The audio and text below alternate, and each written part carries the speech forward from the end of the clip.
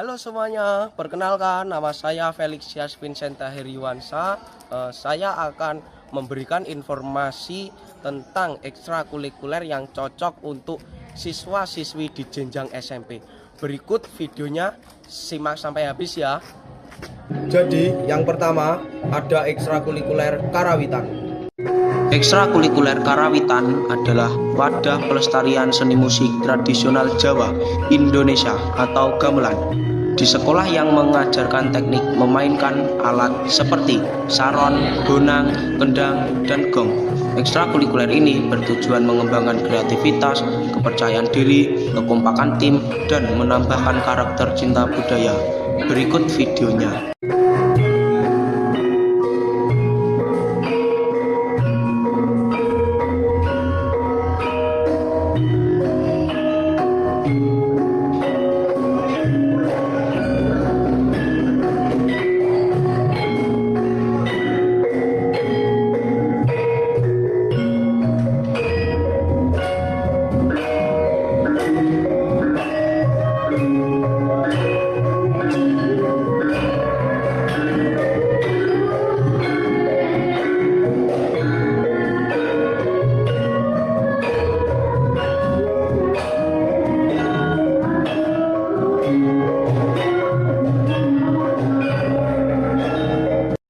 Yang kedua, ada ekstrakurikuler pramuka. Ekstrakurikuler pramuka atau Prajamuda Karana adalah kegiatan ekstrakurikuler di sekolah yang bertujuan membangun karakter, kepemimpinan, kemandirian, dan keterampilan siswa melalui kegiatan alam terbuka seperti berkemah, tali temali, sandi, P3K, serta bakti sosial, melatih kedisiplinan, kerja sama tim, dan rasa tanggung jawab. Dengan berbagai jenjang usia, siaga, penggalang, penegak, pendega yang diatur dalam sistem Among Pramuka. Tujuan utama membentuk karakter, menanamkan nilai-nilai luhur seperti kejujuran, disiplin, tanggung jawab, dan kepedulian sosial. Berikut video ekstrakurikuler pramuka.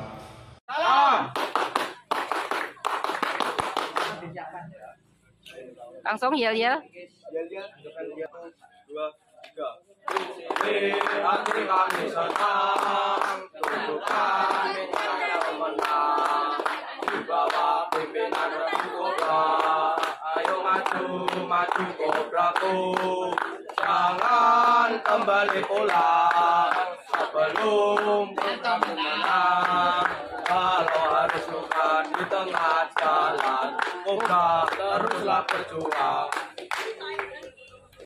Baik teman-teman, mungkin cukup segitu saja video dari saya. Ada kurang lebihnya mohon maaf. Wassalamualaikum warahmatullahi wabarakatuh. Dadah.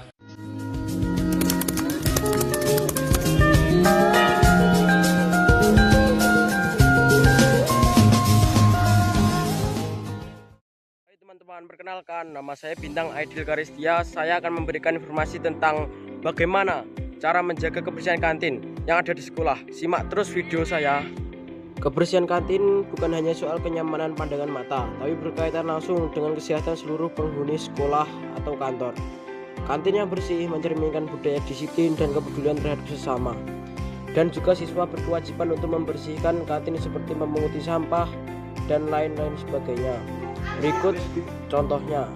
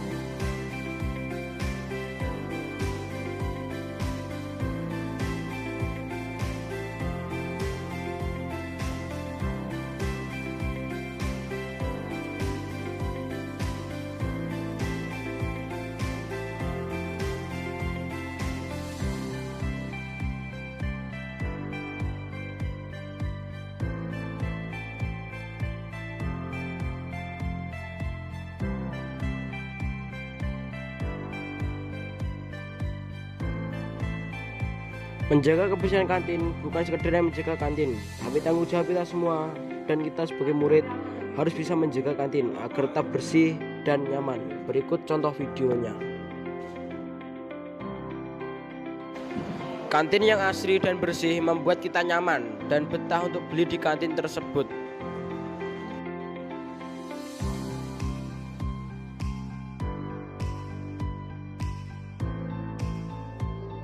Baiklah teman-teman, mungkin video saya cukup sampai sini saja. Wassalamualaikum warahmatullahi wabarakatuh.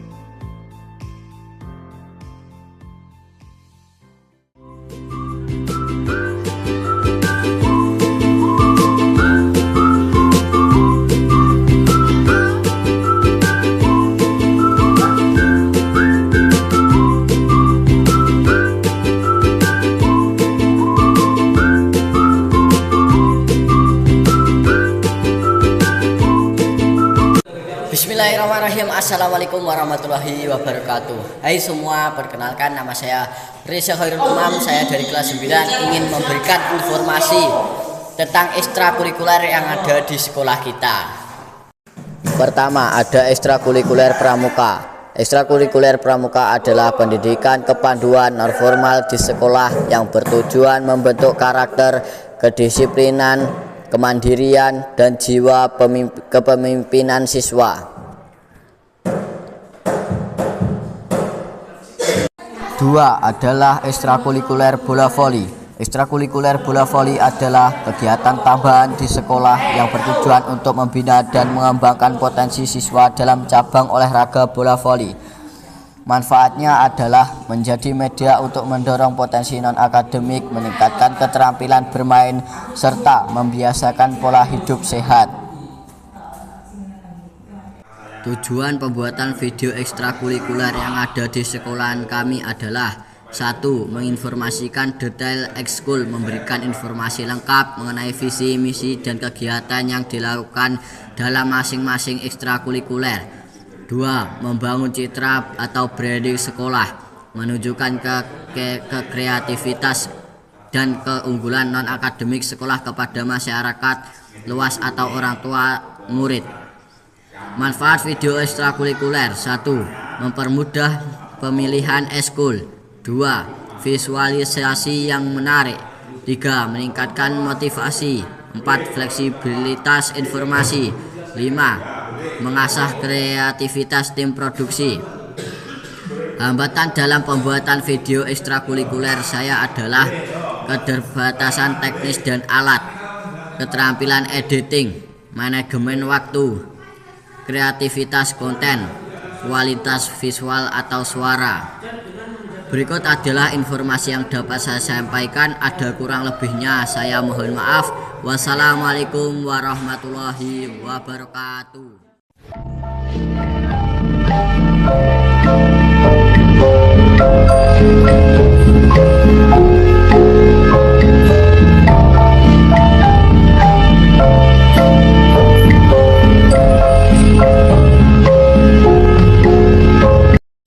Assalamualaikum warahmatullahi wabarakatuh.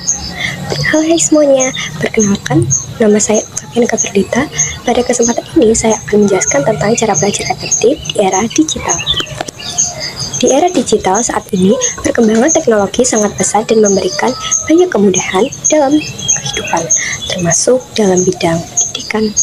Kita dapat dengan mudah mengakses berbagai informasi melalui internet, seperti materi pelajaran, video pembelajaran, dan latihan soal.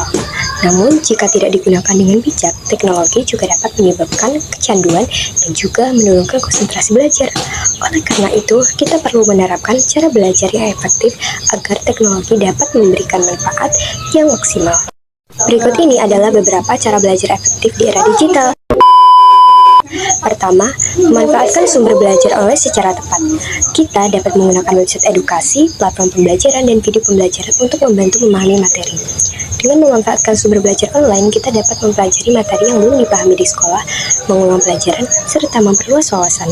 Selain itu, kita juga dapat belajar sesuai dengan kecepatan masing-masing. Kedua, menggunakan aplikasi pendukung belajar.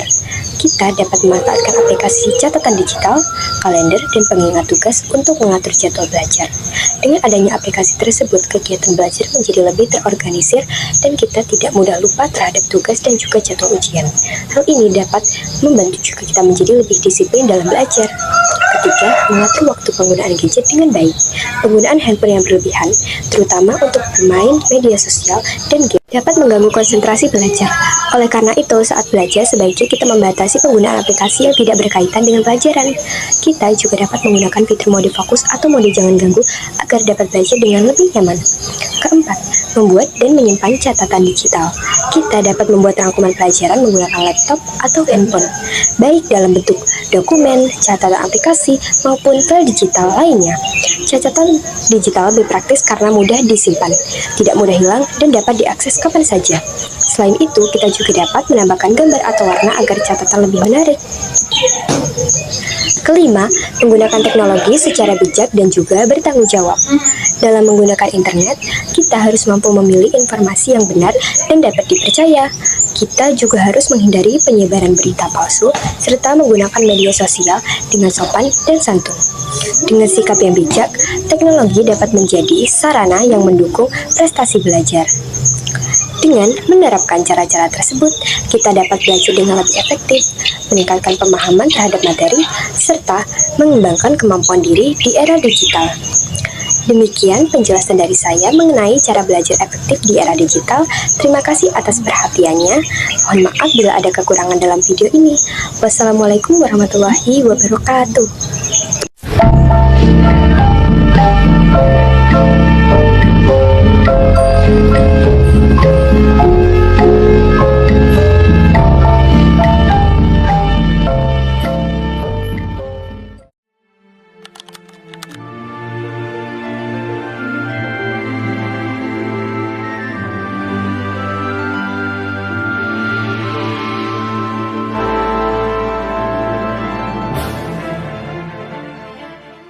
Assalamualaikum, halo teman-teman. Pernah nggak sih kalian sudah belajar lama tapi pas ulangan tetap lupa? Tenang, kamu nggak sendirian di video ini. Aku akan kasih beberapa tips belajar efektif yang gampang dilakukan. Yuk simak videoku sampai habis. Saya akan memberikan tips. Pertama, 1. Tentukan waktu belajar yang konsisten setiap hari. Misalnya 30 menit sampai 45 menit setelah pulang sekolah, jam 3 sampai jam 4 sore, atau 30 menit sampai 45 menit setelah maghrib, misalnya jam 7 malam sampai 8 malam. Buat jadwal belajar yang realistis dan tidak terlalu berat. Senin matematika 30 menit, Selasa bahasa Indonesia 30 menit, Rabu IPA 30 menit, Kamis bahasa Inggris 30 menit, Jumat review materi minggu ini 45 menit. Pastikan kamu mematuhi jadwal belajar yang telah dibuat dan jangan lupa untuk istirahat sejenak jika perlu.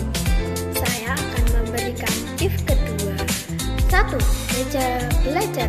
Pilih meja belajar yang rapi dan nyaman dengan pencahayaan yang cukup. 2. Jauh dari TV. Hindari belajar di dekat TV atau tempat lain yang bisa mengalihkan perhatianmu. 3. Tidak tiduran. Jangan belajar sambil tiduran karena bisa membuatmu lebih mudah tertidur. 4. Rapi dan tenang. Pilih tempat yang rapi dan tenang sehingga kamu bisa fokus belajar. 5. Tidak ada gangguan. Matikan notifikasi HP atau letakkan di luar jangkauan. Saya akan memberikan tips ketiga. 1. belajar fokus 25 menit. Fokus belajar selama 25 menit tanpa gangguan. 2. Istirahat 5 menit. Ambil istirahat 5 menit untuk meregangkan badan, minum atau melakukan sesuatu yang santai. 3. Ulangi siklus, lanjutkan siklus belajar 25 menit, istirahat 5 menit hingga kamu mencapai target belajar.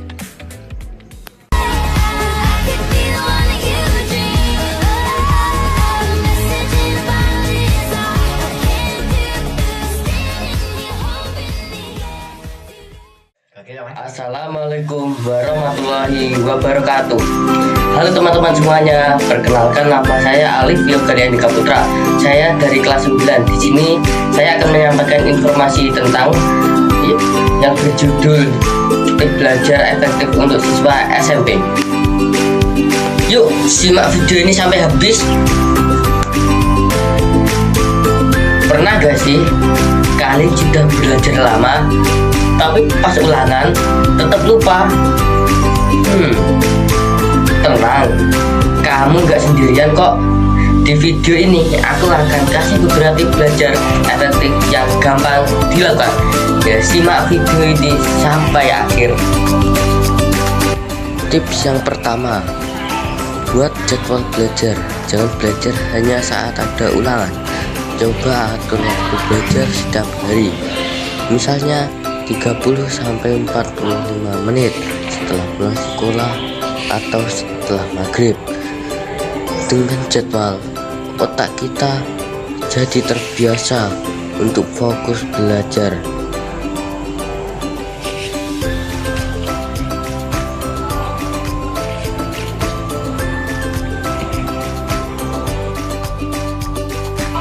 Tips yang kedua, pilih tempat belajar nyaman dan rapi. Jangan belajar tiduran atau dekat TV. Tempatnya yang rapi bikin kita lebih fokus dan gak gampang terdistraksi.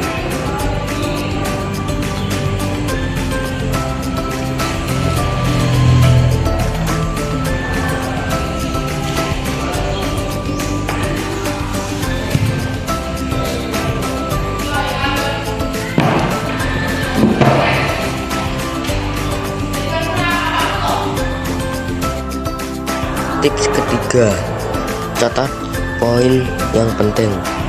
Jangan cuma baca buku, tapi tulis ringkasan dengan kata-kata sendiri. Bisa pakai warna atau gambar supaya lebih mudah diingat.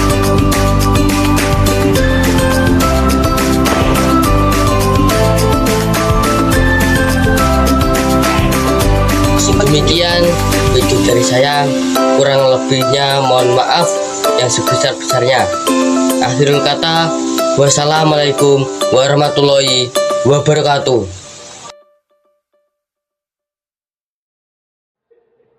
Assalamualaikum warahmatullahi wabarakatuh. Hai semuanya, perkenalkan nama saya Panji Dwi Mustofa dari kelas 9, ingin memberikan informasi tentang ekstrakurikuler yang ada di sekolah. Simak terus videonya dari saya. Halo teman-teman, tahukah kamu bahwa sekolah bukan hanya tempat belajar di kelas? Di sekolah kita juga bisa mengembangkan bakat dan minat melalui kegiatan ekstrakurikuler seperti olahraga, seni, pramuka, dan lain-lain. Ekstrakurikuler adalah kegiatan tambahan di luar jam pelajaran. Kegiatan ini bertujuan untuk melatih keterampilan, kerjasama, dan rasa percaya diri siswa. Seperti ekstra pramuka, untuk mengajarkan kedisiplinan, kemandirian, dan kerjasama melalui pramuka. Kegiatan ini untuk melatih keterampilan dan untuk membuat kita biar bisa menjadi pendidikan yang lebih pintar. Kegiatan ekstrakurikuler olahraga untuk membuat tubuh sehat dan bugar. Selain itu, olahraga juga melatih kekompakan tim seperti permainan voli ini untuk melatih otot tangan dan melatih kefokusan. Dan ada lagi ekstrakurikuler seni seperti kerawitan ini untuk membuat siswa mengekspresikan diri dan menggambarkan kreativitas, keterampilan, dan pengalaman. Dengan mengikuti ekstrakurikuler, siswa dapat mengembangkan bakat, menambahkan teman, dan meraih prestasi. Ayo ikut ekstrakurikuler sesuai minatmu bersama kegiatan positif. Kita bisa menjadi siswa yang efektif dan berprestasi. Sekian dari video saya, kurang lebihnya mohon maaf. Wassalamualaikum warahmatullahi wabarakatuh.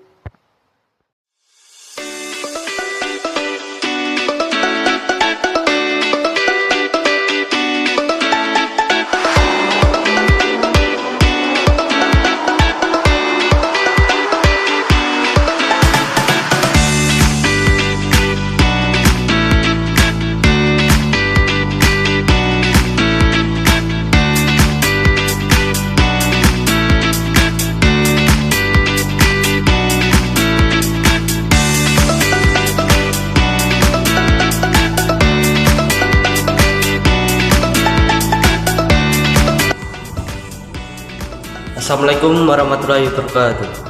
Perkenalkan, nama saya Muhammad Basori dari kelas 9. Saya di sini akan menyampaikan tentang kebersihan lingkungan. Tim menjaga lingkungan sekolah agar tetap nyaman dan indah. Nama pada tempatnya.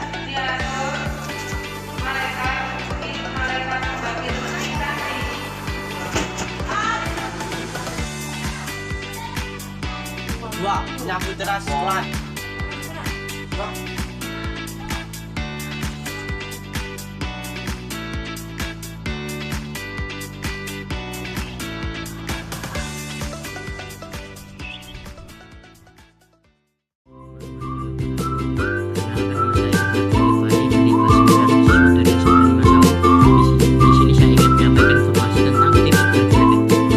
Tips pertama, buat jadwal belajar dengan belajar hanya saat ada ulangan.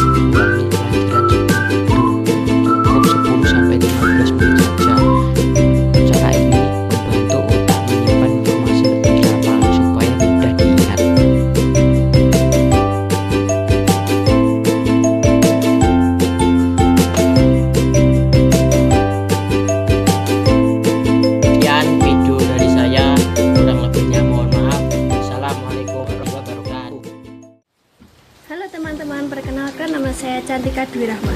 Di video ini saya akan menyampaikan tips belajar efektif di dalam kelas. Belajar adalah kunci untuk meraih masa depan yang lebih baik. Di dalam kelas, setiap siswa memiliki kesempatan untuk memahami ilmu, mengembangkan potensi, dan meraih prestasi melalui cara belajar yang efektif. Belajar efektif dimulai dari kesiapan diri. Datanglah ke kelas tepat waktu, membawa perlengkapan belajar, dan duduk dengan rapi agar lebih mudah berkonsentrasi. Saat guru menjelaskan pelajaran, perhatikan dengan sungguh-sungguh. Dengarkan, amati. Dalam kegiatan belajar, ikuti diskusi, kerja kelompok, dan berani menyampaikan pendapat. Dengan belajar efektif, pemahaman akan semakin mendalam dan suasana kelas menjadi lebih hidup. Gunakan waktu belajar di kelas dengan sebaik-baiknya. Hindari berbicara sendiri atau bermain saat pelajaran berlangsung agar fokus tetap terjaga.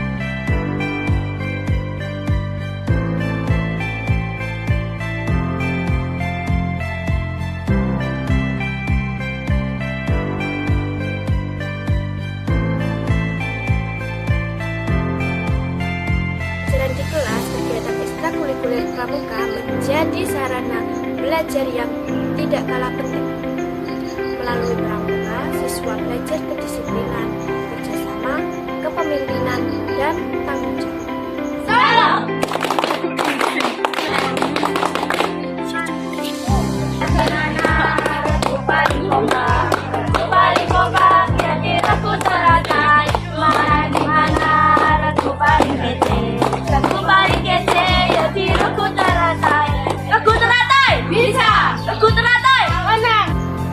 Kegiatan pramuka melatih siswa untuk mandiri, berani, dan peduli terhadap sesama serta lingkungan sekitar.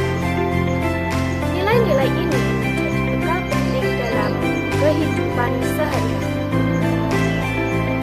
Perpaduan antara pembelajaran di kelas dan kegiatan pramuka membentuk siswa yang cerdas, berkarakter, dan siap menghadapi masa depan.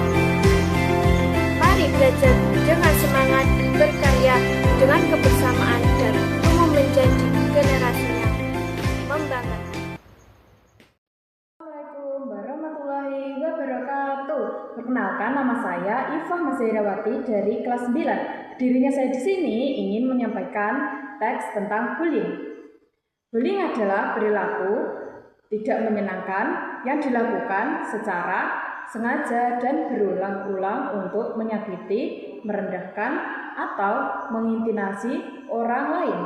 Bullying bisa terjadi di mana saja, seperti di sekolah, di lingkungan rumah, tempat bermain, bahkan di media sosial.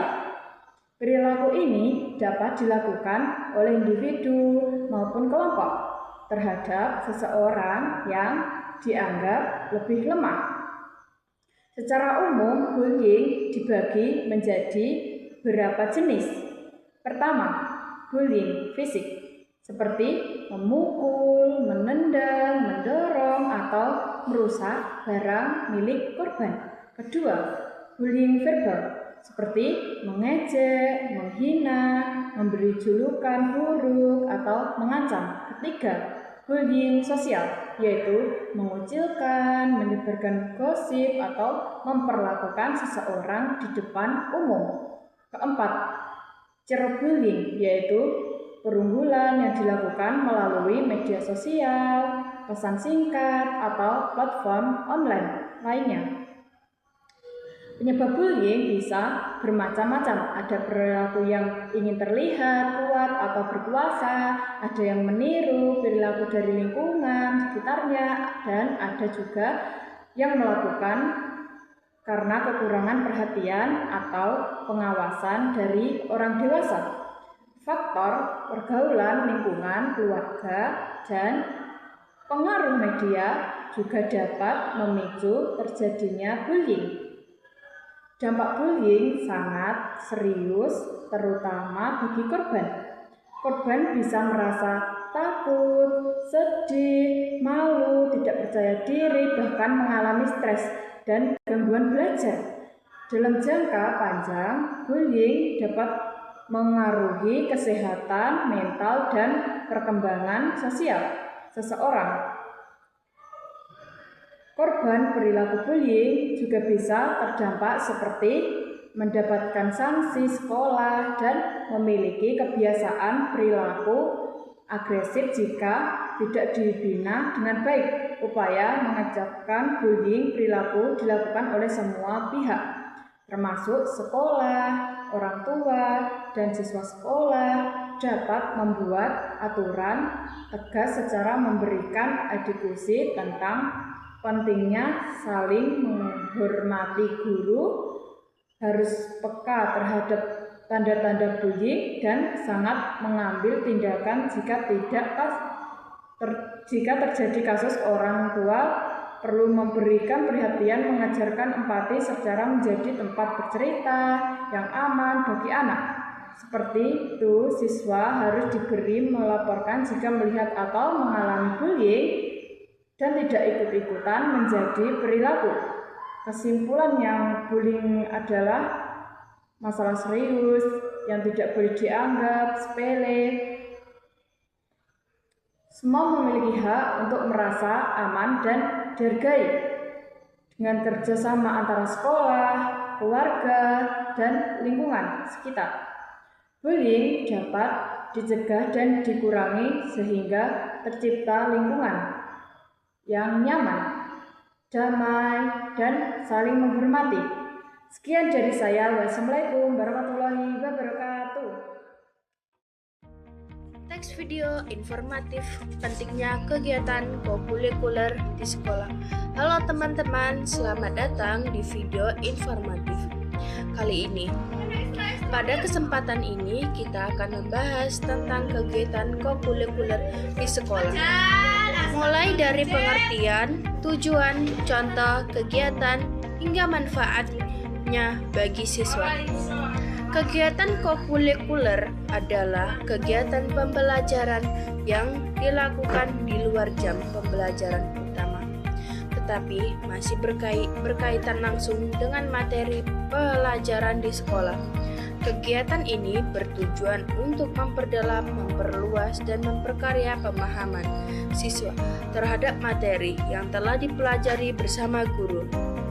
Berbeda dengan kegiatan ekstrakurikuler yang lebih berfokus pada pengembangan minat dan bakat seperti olahraga atau seni, kegiatan kokurikuler lebih menekankan pada pendalaman materi akademik.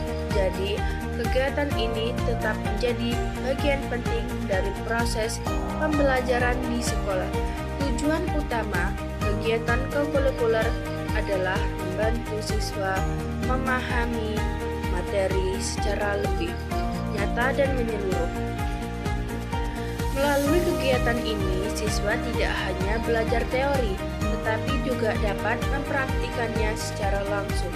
Selain itu, kokurikuler juga bertujuan untuk melatih kemandirian, tanggung jawab, kerjasama, serta kemampuan berpikir kritis.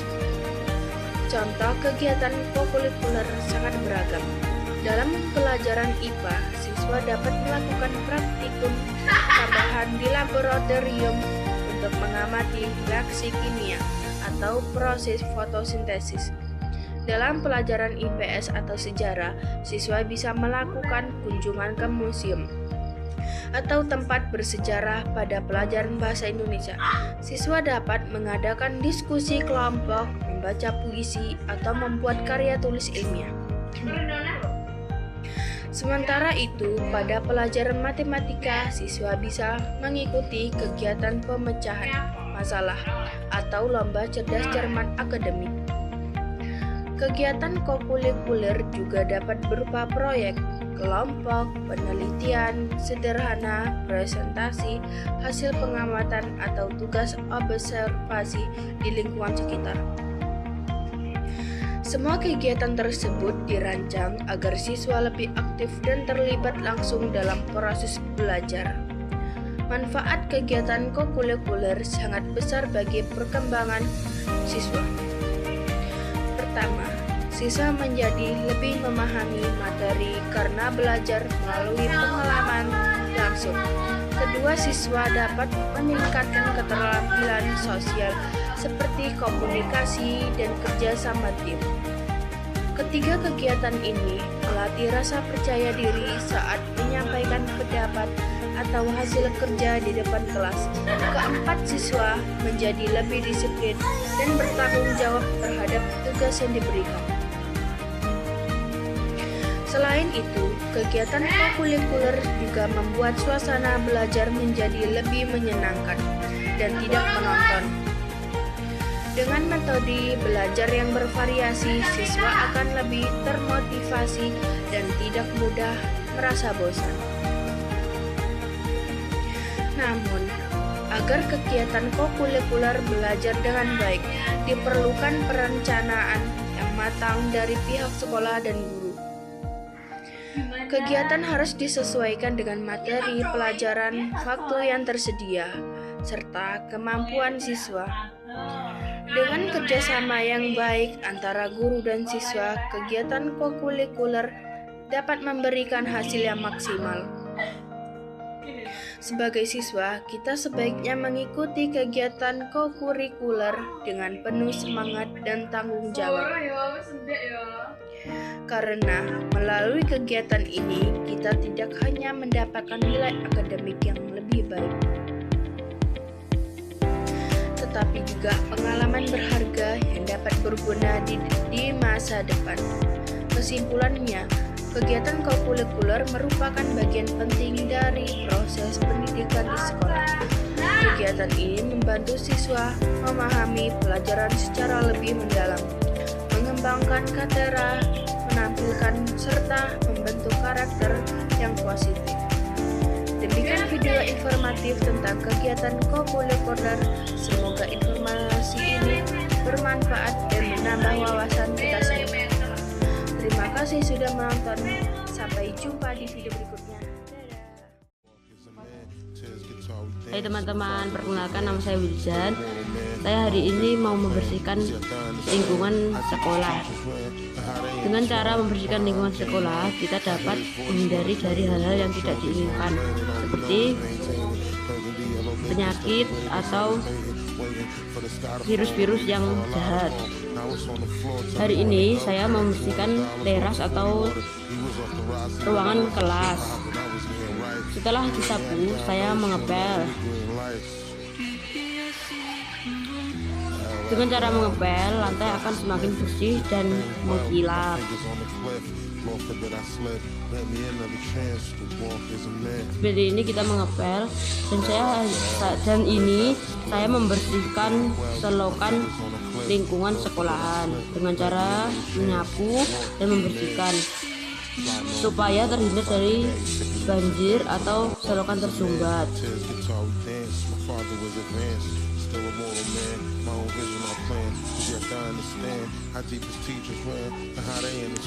Setelah membersihkan lingkungan sekolah atau selokan sekolah, setelah itu saya membersihkan halaman sekolah dengan cara menyapu seperti ini. Dan ini pas waktu saya itu bersih bersama siswa atau teman-teman saya. Dan ini teman-teman saya. Setiap hari Jumat kami biasanya membersihkan lingkungan sekolah secara bersama-sama.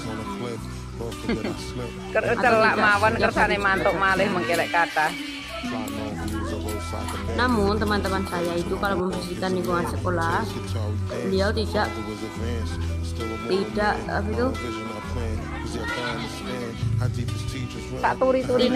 sesuai dengan ekspektasi Bapak Ibu guru. Ada yang bermain HP, main game, dan ada yang nongkrong-nongkrong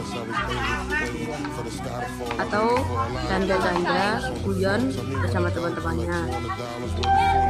Dan ini membersihkan lingkungan sekolah, kita kita dapat membersihkan bukan hanya sendirian, namun dapat membersihkan bersama-sama.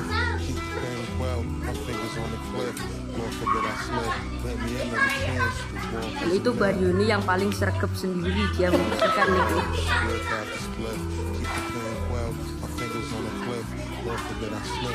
Ini dia kondisi lingkungan sekolah separuh bersih atau 50% yang sudah kita bersihkan. Itu sudah tepar-tepar semuanya karena hawanya panas.